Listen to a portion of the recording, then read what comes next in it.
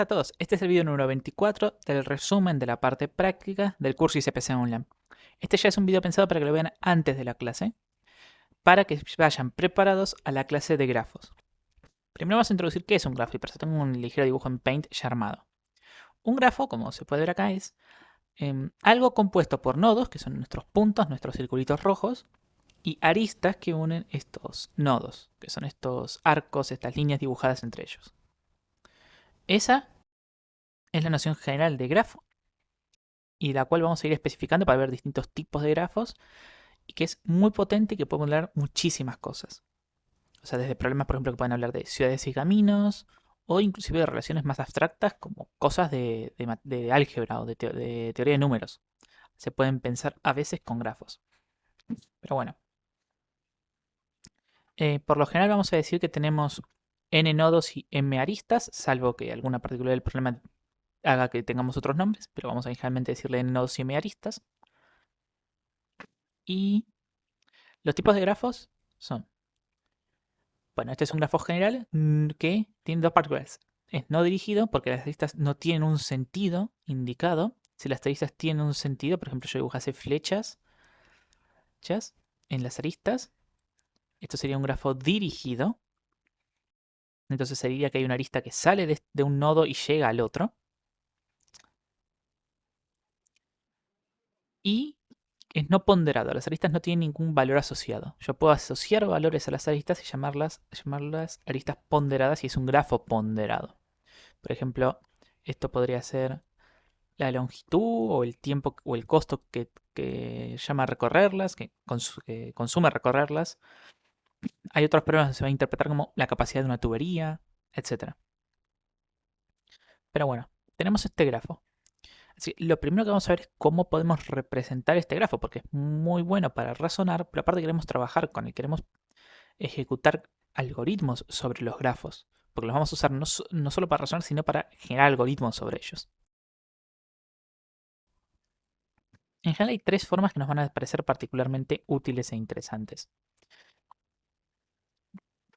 La más usual, a mi juicio, es la llamada lista de adyacencia.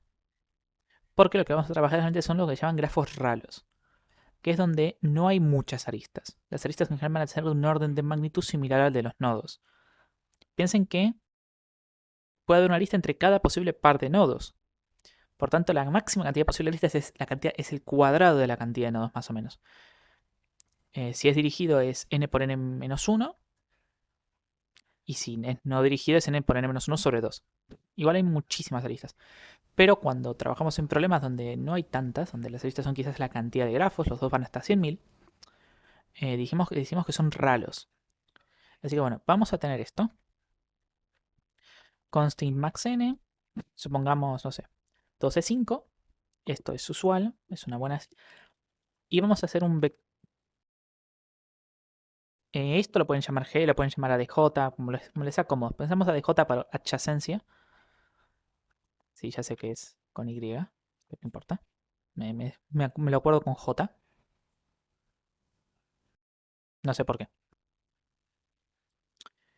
Eh, bueno, esto lo haremos global para después poder manejarlo en todas nuestras funciones y demás. Y porque así podemos usar un array. ¿Podremos haber hecho vector de vectores? Sí, es otra forma. No hace lo importante.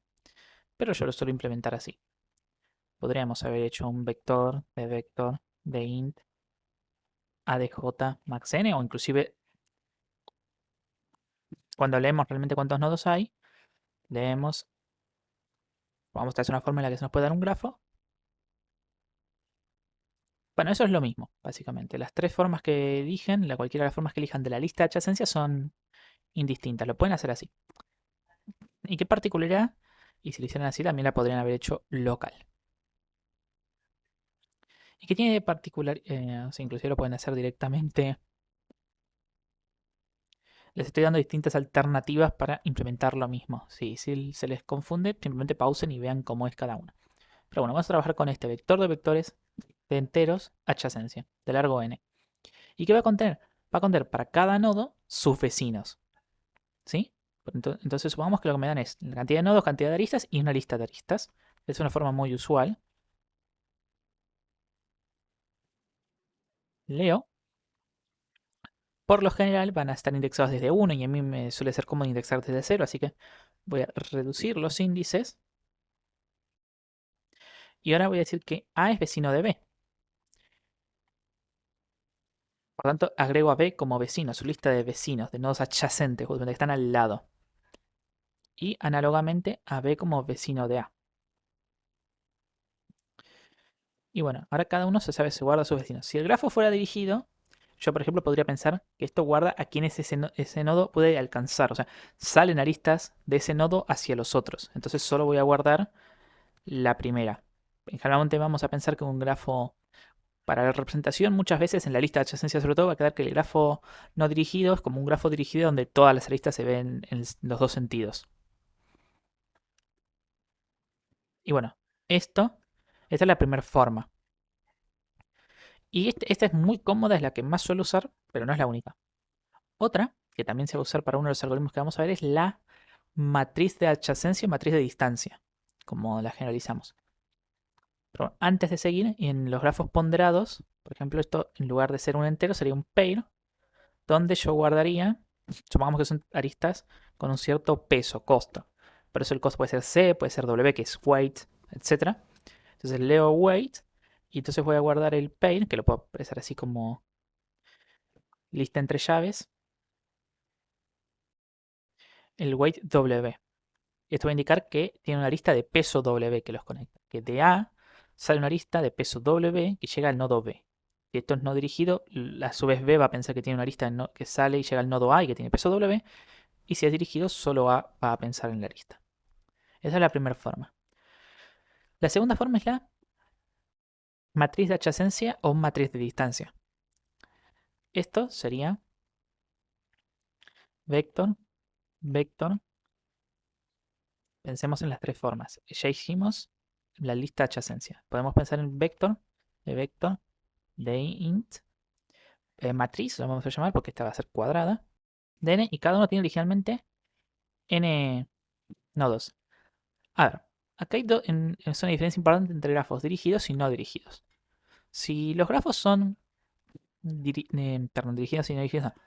Entre ponderados y no ponderados. Si los grafos son no ponderados, solo me interesa saber si existe o no. Así que inclusive esto podría ser un bool, que va a indicar que existe una lista. No necesitaría aclarar que empieza en false, pero lo puedo hacer para entenderlo mejor yo. Entonces yo voy a decir que ahora hay una lista entre A y B. Se debe interpretar, o la forma usual es pensar que la fila nos indica la salida y la columna nos indica la llegada. En aristas, en los grafos no dirigidos, entonces esta matriz va a ser simétrica, va a ser igual a su transpuesta, pero en grafos dirigidos no. Y por eso es importante esta interpretación. Si hubiera, en general vamos a trabajar con grafos donde no hay más de una arista entre el mismo par de nodos, lo que se llaman, eso se llaman multiejes o multiaristas, y eso se llama un multigrafo, es poco común. Si no, podríamos acá guardar la cantidad de aristas. Pero bueno, si nosotros tomamos esta matriz de adyacencia, así como la tenemos, y fíjense que es cuadrada, así que la podemos elevar a un número, la curiosidad que tiene es que así esta matriz que empieza siendo unos donde hay una arista que llega desde la fila hasta la columna, y cero si no, elevado a la n, bueno, elevado a la k, porque n ya es el tamaño de la matriz, nos da la cantidad de caminos de longitud k. Porque bueno, podemos pensar que las aristas son caminos de longitud 1, que ahora vamos a ver lo que es un camino, pero es bastante ilustrativo. Un camino es ir recorriendo cosas por este grafo. Es decir, por ejemplo, empezar un nodo, llegar hasta acá, llegar hasta acá. Ven acá hay multieje, porque estas dos tienen. Es llegar hasta acá, no sé, ir hasta acá. Acá se corta, porque no es un camino simple. Simple se dice si no se corta. Ir hasta acá, etcétera. Podría ser este otro. Bueno, y podemos pensar que las aristas son caminos de largo 1. Y bueno, elevar esta matriz a una cierta potencia nos da los caminos de largo k. Anecdótico por ahora. Y si esto fuera un grafo no dirigido, y si esto fuera un grafo ponderado, perdón, acá podríamos guardar el costo de la arista que las une Y si no existe, poner -1 o infinito que sea, no sé, 1,9. Cosas así. Pero acá quiero poner infinito. ¿Sí?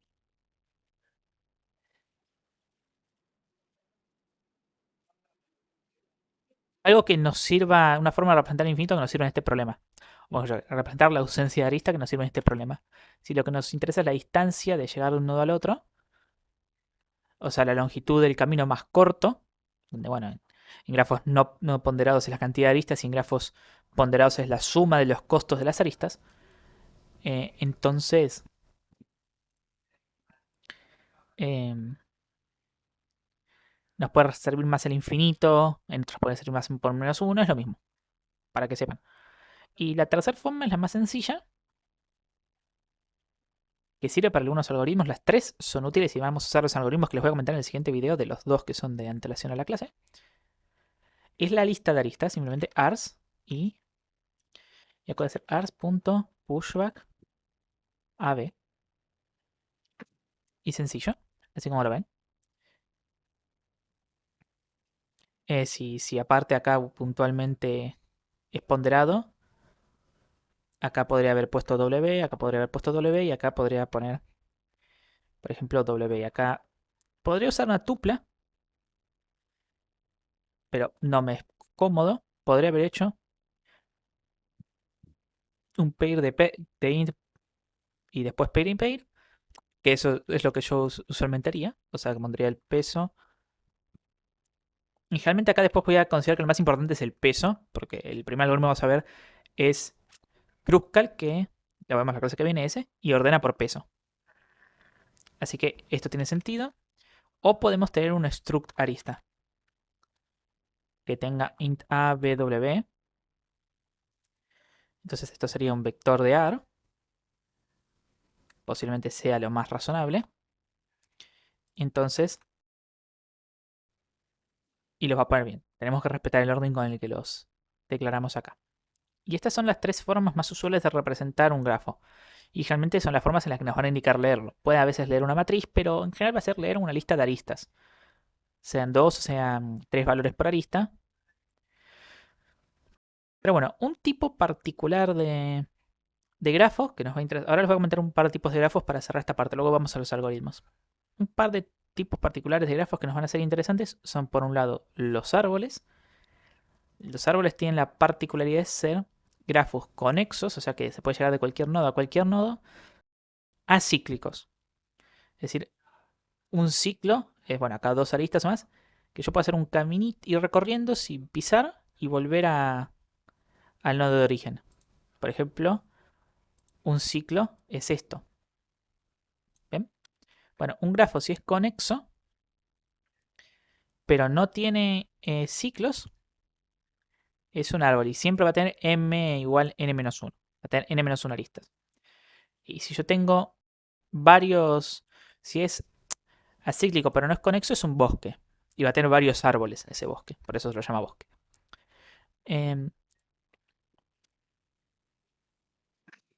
otro tipo particular de grafo que nos va a interesar son los grafos bipartitos. Son los que no tienen ciclos de longitud impar, pero la definición más intuitiva es aquella en la que yo puedo pintar los nodos de dos colores. Por ejemplo, así. Em, Claramente esto no está andando bien. Fíjense que esta lista une dos que no debería unir. Pero bueno, si yo borrase esta lista, ahora estaría todo en orden. Que son en la que yo puedo pintar los nodos de dos colores distintos, tales que no haya dos vecinos con el mismo color. Esto es un tipo muy importante de grafos que los vamos a tener en cuenta. Puntualmente todos los árboles son bipartitos. Porque no tienen ningún ciclo, así que puntualmente no tienen ciclos de longitud impar. Así que bueno, esto es con lo que les quería cerrar este primer video. Los árboles que van a tener su propia clase después de la clase de grafos en general, porque tienen bastantes particularidades y bastantes cosas copadas. Y los grafos bipartitos, que más allá de que después en el video que viene vemos cómo calcularlos, los vamos a explorar y a aprovechar más a fondo bastante más adelante. Pero los vamos a aprovechar. Así que es importante que lo tengan presente ese tipo de grafo. Y bueno, eso es lo que les comenté en este video. Nos vemos en el siguiente y en la clase de mañana. Saludos.